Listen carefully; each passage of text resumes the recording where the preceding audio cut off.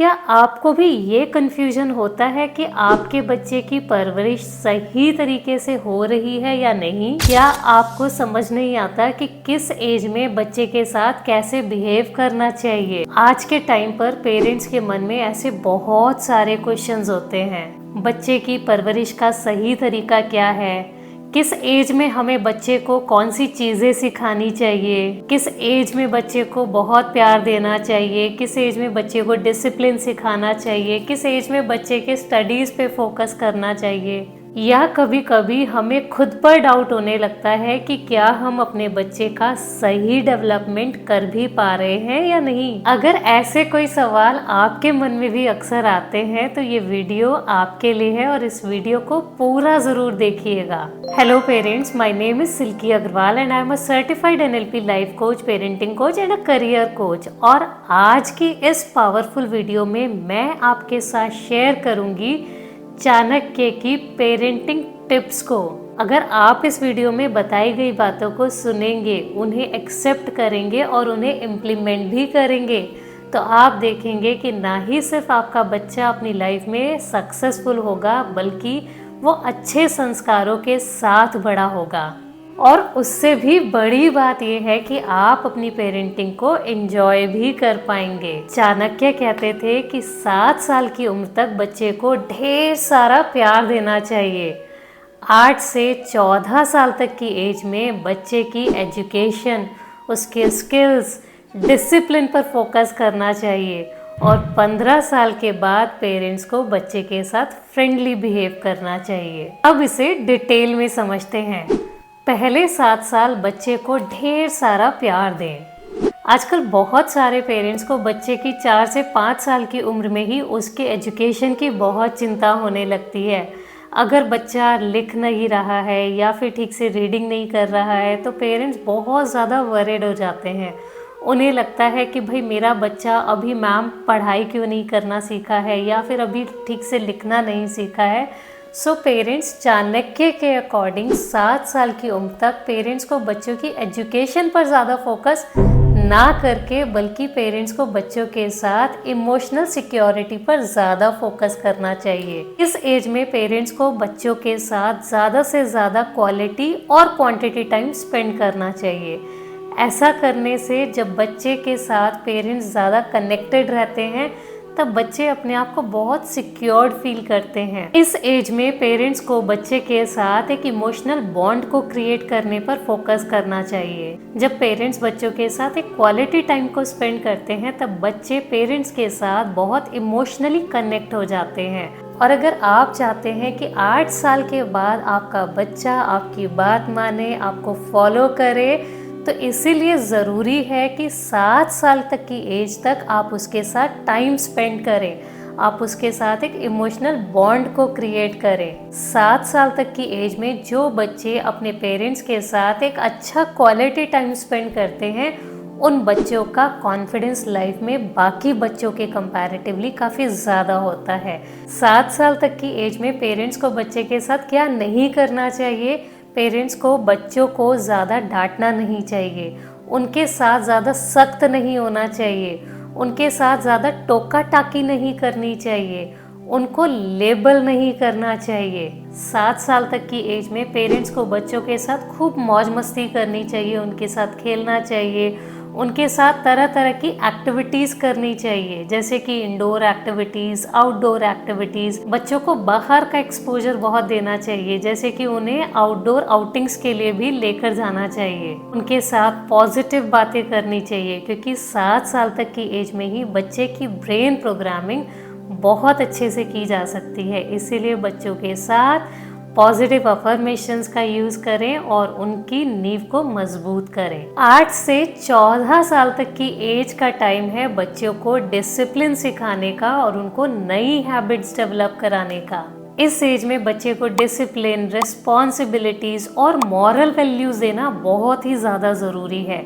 ऐसा नहीं कि 7 साल तक बच्चे को ढेर सारा प्यार करें, लाड़ प्यार करें और 7 साल के बाद 8वां साल लगते ही आप उसके साथ बहुत स्ट्रिक्ट हो जाएं। कोई भी चेंज बच्चे की ज़िंदगी में एकदम से नहीं लाना है। जब बच्चा 7 साल का हो जाए तब हमें शुरुआत कर देनी है उसके अंदर छोटी छोटी रिस्पॉन्सिबिलिटीज़, छोटे छोटे चेंजेस लाने की, जिससे कि 8 साल तक की एज में बच्चा उस चेंज को ज़्यादा महसूस ना करे और ग्रेजुअली आराम के साथ एक्सेप्ट कर ले। इस एज में आपको अपने बच्चों को छोटी छोटी जिम्मेदारियां देनी शुरू कर देनी चाहिए, जैसे कि उसको अपने रूम को क्लीन करने की जिम्मेदारी, अपना बैग पैक करने की जिम्मेदारी, अपना स्टडी टेबल अरेंज करने की जिम्मेदारी, या फिर जब बच्चा अपना बर्थडे सेलिब्रेट करता है तब आप उसको वो छोटी छोटी रिस्पॉन्सिबिलिटीज़ देकर उसको प्लानिंग का एक हिस्सा बना सकते हैं।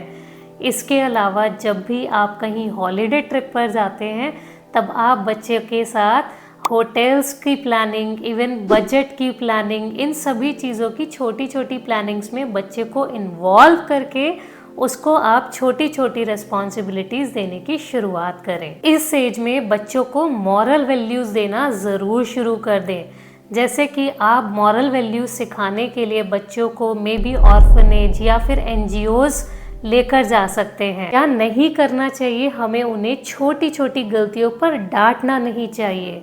ज़्यादातर पेरेंट्स जब बच्चों को रिस्पॉन्सिबिलिटी देने की शुरुआत करते हैं तो उनसे बहुत ज़्यादा एक्सपेक्टेशंस भी रखना शुरू कर देते हैं। आपको ध्यान रखना है कि इस एज में बच्चा अभी चीज़ें सीख रहा है, सीख नहीं चुका, इसीलिए बच्चे को गलती करने का मौका भी दें। उसकी गलतियों पर ज़्यादा रिएक्ट ना करें, बल्कि उन जिम्मेदारियों को वो एंजॉय कर पाए, इसीलिए उसके साथ प्यार के साथ डील करें। इस एज में खास करके बच्चों के हार्मोन्स बहुत तेज़ी से चेंज हो रहे होते हैं, इसीलिए ऐसे में बच्चे बहुत जल्दी चिड़चिड़ा फील करते हैं। ऐसे में बच्चों को अगर दूसरे बच्चों के साथ पेरेंट्स कंपेयर करते हैं तो बच्चों को बहुत बुरा लगता है। इसीलिए इस एज में खास करके आप बच्चों को दूसरे बच्चों के साथ कंपेयर ना करें। 15 साल के बाद पेरेंट्स को बच्चों के साथ फ्रेंडली बिहेव करना चाहिए, क्योंकि इस एज में बच्चों को इंडिपेंडेंट रहना और अपने इंडिपेंडेंट डिसीजंस लेना बहुत ही पसंद आता है। इसीलिए इस एज में पेरेंट्स को बच्चों को नर्चर करने का पूरा मौका देना चाहिए, उनकी राय लेनी चाहिए। काफ़ी पेरेंट्स बच्चों की इस एज में भी बच्चों को छोटा फील कराते हैं, यानी कि उन्हें बार बार ये फील कराते हैं कि भाई तुम हमसे छोटे हो या फिर तुम अभी काफ़ी छोटे ही हो। इसीलिए इस एज में बच्चे को छोटा फील ना कराएं। आपका बच्चे के साथ फ्रेंडली होना बहुत ही ज़रूरी है, जिससे कि बच्चा अपनी बातें आपके साथ शेयर कर पाए। यही वो एज है जब बच्चे एक नए करियर की तरफ मूव करते हैं, नए फ्रेंड्स बनाते हैं और ज़्यादातर गलत आदतों में पड़ने के चांसेस भी इस एज में पर्टिकुलरली बच्चों के कहीं ज़्यादा होते हैं, अगर पेरेंट्स ने वो 7 साल से 14 साल तक की एज में बच्चों को डिसिप्लिन ना सिखाया हो तो। इसीलिए अगर आप वो तीनों स्टेप यानी कि 7 साल तक की एज में, फिर 8 से 14 साल तक की एज में अगर आप चीज़ों को अप्रोप्रिएटली फॉलो करेंगे तो आपको एडल्टहुड में जो आने वाली समस्याएं हैं उनका सामना बच्चों के साथ कंपैरेटिवली काफ़ी कम करना पड़ेगा। उसके अलावा बच्चे जब आपके साथ बहुत ओपन रहेंगे, कंफर्टेबल रहेंगे, तो बच्चे अपनी फीलिंग्स आपके साथ ज़्यादा शेयर करने में कंफर्टेबल फील करेंगे।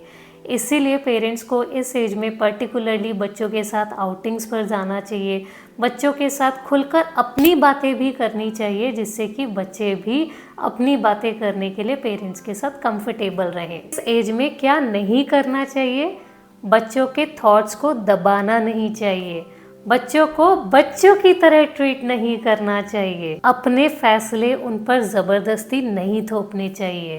अगर चाणक्य की इस पेरेंटिंग नीति को आप अपनी लाइफ में अपनाते हैं तो आपका बच्चा ज़्यादा कॉन्फिडेंट बनेगा, ज़्यादा रिस्पॉन्सिबल होगा, डिसिप्लिन्ड होगा और वो मॉरल वैल्यूज़ और अच्छे संस्कारों से भरा होगा। और सबसे बड़ी बात है, आप अपनी पेरेंटिंग को एंजॉय भी कर पाएंगे। आप मेरी पेरेंटिंग गाइडेंस को रेगुलर बेसिस पर अपनी लाइफ में चाहते हैं और चाइल्ड साइकोलॉजी और सबकॉन्शियस माइंड जैसे प्रोग्राम्स को सीख कर ना ही सिर्फ अपने बच्चों की बल्कि अपनी भी लाइफ को नेक्स्ट लेवल पर ले जाना चाहते हैं तो कमेंट बॉक्स में गाइडेंस टाइप करें।